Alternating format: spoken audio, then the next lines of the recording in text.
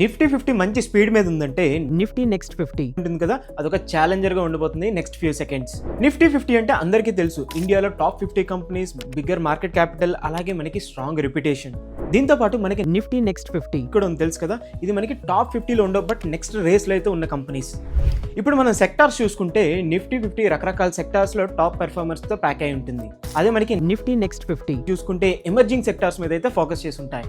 ఇప్పుడు ట్విస్ట్ ఏంటంటే, ఇప్పుడు మనం 3, 5, 10 ఇయర్స్ పర్ఫార్మెన్స్ చూసుకుంటే నిఫ్టీ నెక్స్ట్ 50 నిఫ్టీ 50 అయితే బ్రేక్ చేసింది. బట్ హైయర్ రిటర్న్స్ అంటే బెటర్ ఇన్వెస్ట్మెంట్ కాదు కదా, రిస్క్ కూడా చెక్ చేసుకోవాలి కదా. ఇక్కడే మనకి స్టాండర్డ్ డీవియేషన్ అయితే వస్తుంది. ఇది మనకి మన రిటర్న్స్ ఎంత వాలటైల్ అనేది మనకి తెలియజేస్తుంది. ఎక్కువ ఫ్లక్చుయేషన్ అంటే higher standard deviation, and higher standard deviation అంటే higher volatility, and higher volatility అంటే హైయర్ రిస్క్ అన్నమాట.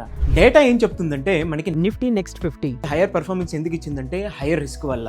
సో మనకి నిఫ్టీ 50 స్టడీ గ్రోత్ ఇస్తే నిఫ్టీ నెక్స్ట్ 50 హైయర్ రిటర్న్స్ ఇస్తుంది, బట్ హైయర్ రిస్క్ తో కూడా కూడి ఉంటుంది. అంటే దీన్ని సమరైజ్ చేయాలంటే హైయర్ రిటర్న్స్ ఇవ్వడానికి హైయర్ రిస్క్ అయితే తీసుకుంది. మనకు ప్రోవర్బ్ ఉంది కదా, ఎంత రిస్క్ తీసుకుంటే అంత మంచి రివార్డ్స్ ఉంటాయని, అది ఇక్కడ అప్లికబుల్ అయింది. సో ఒకటి గుర్తుపెట్టుకోండి, ఈ నిఫ్టీ నెక్స్ట్ 50 ఎవరికి మంచిది, ఎవరైతే హైయర్ రిస్క్ టాలరెన్స్ తీసుకోవడానికి రెడీ ఉంటారో వాళ్ళ కోసం ఈ నెక్స్ట్ నిఫ్టీ 50. సో ఈ వీడియో మీకు ఇన్ఫర్మేటివ్ అనిపిస్తే మీ ఫ్రెండ్స్ అండ్ ఫ్యామిలీతో షేర్ చేసేయండి. అలాగే ఇలాంటి మరిన్ని ఇంట్రెస్టింగ్ వీడియోస్ కోసం గ్రో తెలుగుని ఫాలో అయిపోండి.